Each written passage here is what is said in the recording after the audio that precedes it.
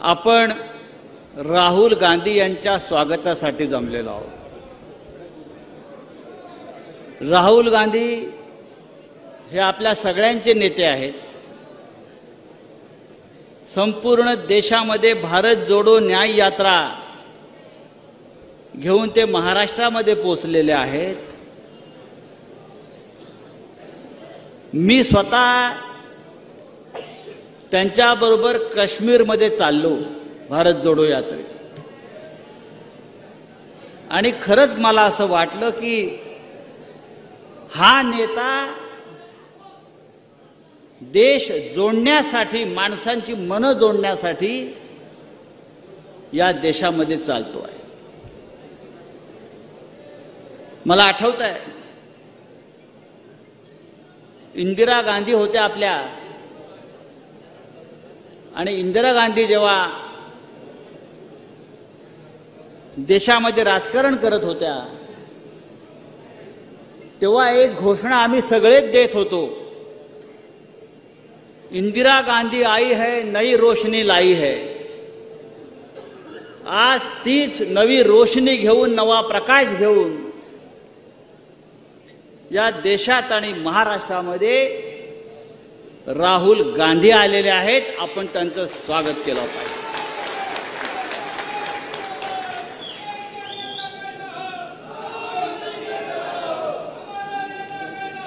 माझं आव्हान आहे, राहुल गांधी हजारो किलोमीटर या देशामध्ये चालतायत, लोकांना भेटतायत, लोकांशी चर्चा करतायत, आणि राहुल गांधी शेतकऱ्यांच्या मन की बात ऐकतायत, स्वतःच्या मन की बात फार कमी बोलतायत। काही लोक फक्त आपल्याच मन की बात सांगतायत, माझंच ऐका, दुसरं कोणाचं ऐकायचं नाही। राहुल गांधींचं मी पाहतोय,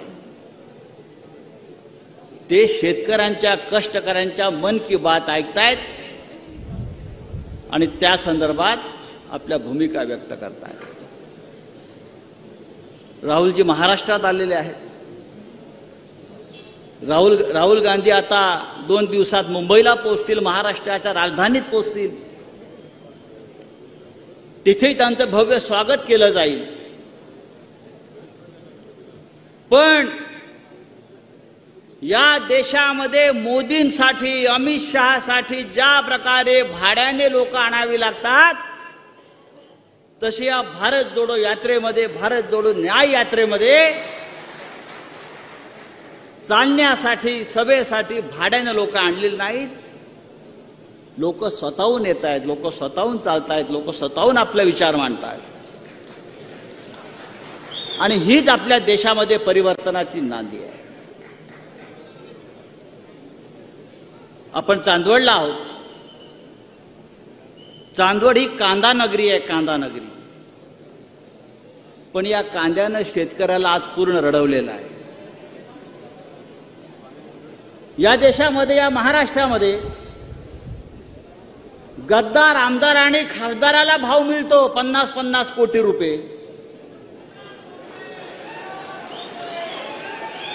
बरोबर ना?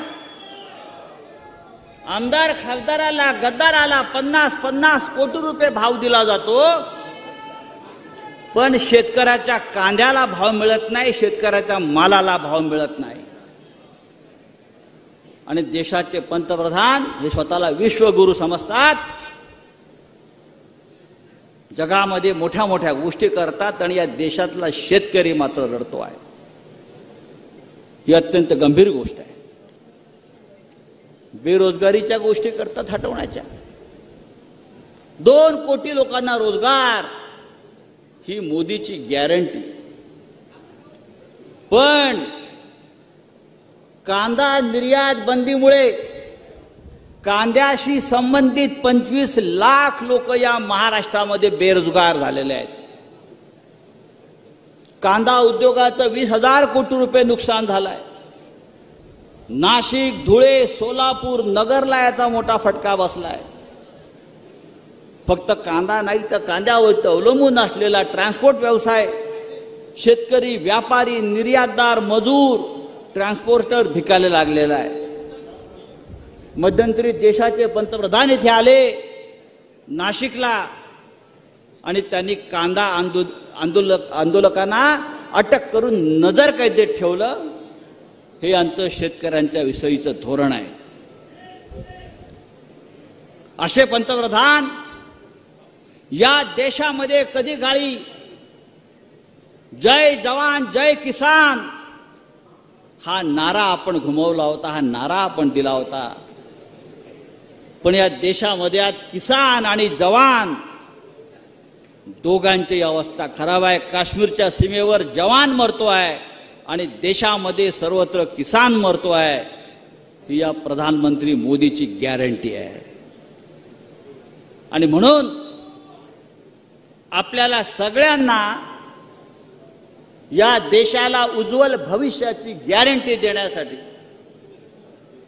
राहुल गांधीजीने एक यात्रा काढली. राहुल गांधीजी एक संघर्ष करतायत.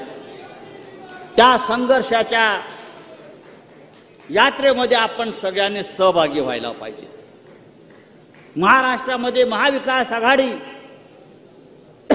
ज्या 3 पक्ष सामील आहेत, या 3ही पक्षांनी ठरवलेलं आहे. त्यात वंचित बहुजन आघाडी आंबेडकरांची आहे. आम्ही सगळ्यांनी ठरवलेलं आहे की हा जो संघर्ष या देशामध्ये हुकुमशाहीच्या विरुद्ध सुरू आहे. Stay ahead with our cutting edge news app. Instantly access the latest shorts in just 1 minute and breaking news in just 50 words. Download now for a smarter, faster news experience.